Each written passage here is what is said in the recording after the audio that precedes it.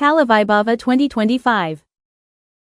ಇಡೀ ದೇಶಕ್ಕೆ ಬದಲಾವಣೆಯ ಬೆಳಕು ತಂದ ಒಬ್ಬ ಸಾಮಾನ್ಯ ಯುವಕ, ಇಡೀ ದೇಶದ ಸಂವಿಧಾನವನ್ನು ರಚಿಸಿದ ಒಬ್ಬ ಅಸಾಮಾನ್ಯ ನಾಯಕನಾದ ಡಾಕ್ಟರ್ ಭೀಮ್ರಾವ್ ರಾಮ್ಜಿ ಅಂಬೇಡ್ಕರ್ ಅವರ ಕತೆ ಇದು. ಯಾಕೆ ಹೀಗ್ ಕೂತಿದ್ಯಾ ಭೀಮಾ? ಶಾಲೆಗೆ ಹೋಗಕ್ಕೆ ನನ್ಗೂ ಇಷ್ಟ, ಆದ್ರೆ ನನ್ನ ಶಾಲೆ ಒಳಗ್ ಬಿಡಲ್ಲ. ನೋಡು ಭೀಮಾ, ಹೋರಾಟ ಮಾಡಿ ಓದಬೇಕು, ಇಲ್ಲ ಅಂದ್ರೆ ಜನ ಹೇಡಿ ಅಂತಾರೆ. ಛಲ ಅನ್ನೋ ಮೆಟ್ಲನ್ನ ಹತ್ತಿ ಸಾಧಿಸಬೇಕು. ಓದು ಅನ್ನೋ ಹೋರಾಟದಲ್ಲಿ ನೀನು ಆ ನಿಷ್ಕಲ್ಮಶ ನೀಲಿ ಆಕಾಶನ ಮುಟ್ಟಬೇಕು. ನಾನು ಸಾಧಿಸ್ತೀನಿ, ನಾನು ದೇಶಕ್ಕೆ ಮಾದರಿ ಆಗ್ತೀನಿ. ಶಾಲೆ ಒಳಗಡೆ ಹೋಗ್ತಾ ಇದ್ದಾನೆ, ಶಾಲೆಯಿಂದ ಹೊರಗೆ ಹಾಕಿ ಅವ್ನಿಗೆ.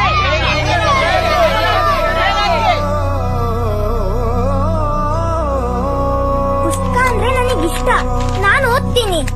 ನಿಲ್ಲು, ಮುಟ್ಬೇಡ ನನ್ನ, ದೂರ ನಿಂತ್ಕೋ.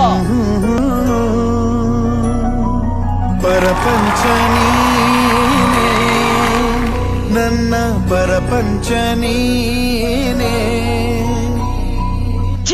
ನಿನ್ನೊಂದರಿಗೆ ವಿದ್ಯಾಭ್ಯಾಸ ಯಾಕೆ?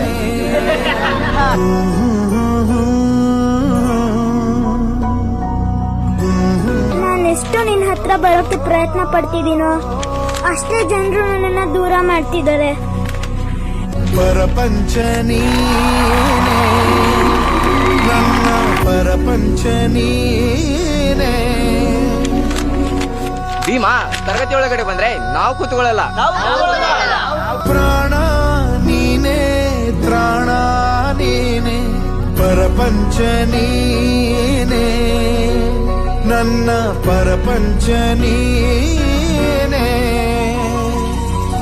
ಕಷ್ಟ ನನ್ನೊಡನೆ ಮಣ್ಣಾಗಲಿ, ಜಗದ ಸುಖ ನಿನ್ನ ಕೈ ಸೇರಲಿ. ನಿನ್ನ ಕಣ್ಣಲ್ಲಿ ಹನಿ ನೀರು ಬರದಂತೆ ಕಾಯುವೆನು. ಪರಪಂಚ ನೀನೇ, ನನ್ನ ಪರಪಂಚ ನೀನೇ.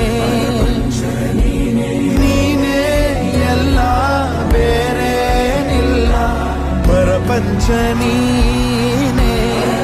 ಜಾತಿ ಹೆಸರಲ್ಲಿ ನಮ್ನ ಬೇರೆ ಮಾಡಿರೋದು ಯಾರು? ಇದನ್ನೆಲ್ಲರೂ ಒಪ್ಕೊಂಡಿದ್ದಾರೆ.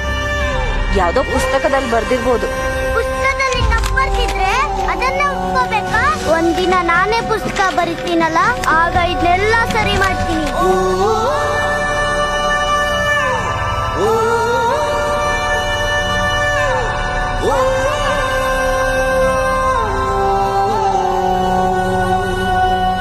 ಭೀಮಾ, ಮುಂದಿಟ್ಟ ಹೆಜ್ಜೆನ ಯಾವತ್ತೂ ಹಿಂದಕ್ಕಿಡಬೇಡ. ನೀನಿಡೋ ಪ್ರತಿ ಹೆಜ್ಜೆಲೂ ಅಸಹಾಯಕರ ಗೆಲುವಿದೆ, ನೊಂದವರ ಸಂತೋಷ ಇದೆ, ಇವರೆಲ್ಲರ ಮುಂದಿನ ಭವಿಷ್ಯ ಇದೆ. ಅಪ್ಪ, ಮುಂದೆ ನಾನು ಎಂತ ಕೆಲಸ ಮಾಡ್ತೀನಿ ಅಂದ್ರೆ ಎಲ್ರೂ ಸಮಾನವಾಗಿ ಬದುಕಬೇಕು, ಎಲ್ರಿಗೂ ನ್ಯಾಯ ಸಿಗೋ ತರ ಮಾಡಿ, ಎಲ್ರೂ ಭಯ ಇಲ್ದೆ ಬದುಕೋ ತರ ಮಾಡ್ತೀನಿ. ತಿಡಿಲಾಗಿ ಕಂಡ ನೀನು, ಜಗ ಬೆಳಗೋ ದೀಪ ಏನು, ಏನೆಂದು ನಿನ್ನ ತಿಳಿಯಲಿ.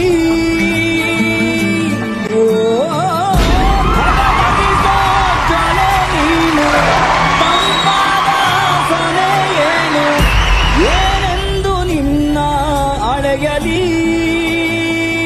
ಭೀಮಾ, ಒಂದ್ ಮಾತನಾಡ್ಸ್ಕೊಡ್ತೀಯ? ನೀನು ಹೋರಾಡ್ಬೇಕು, ಯಾರು ಇಲ್ದೇ ಇರೋರ್ಗೋಸ್ಕರ ಹೋರಾಡ್ಬೇಕು.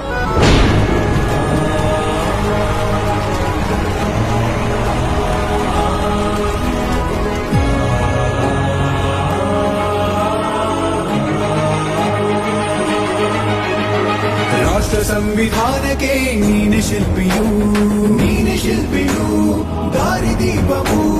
ನೀನೆ ಕಲಿಸಿಕೊಟ್ಟೆ ಸಮಾನತೆಯನು, ಸಮಾನತೆಯನು, ಏಕತೆಯನು.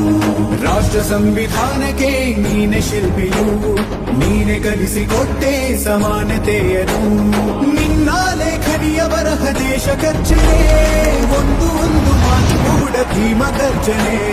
ನಾಯಕ ನೀನು ಭೀಮರ, ಮಹಾನಾಯಕ ನೀನು ಭೀಮರ, ನಾಯಕ ನೀನು ಭೀಮರ, ಮಹಾನಾಯಕ ನೀನು.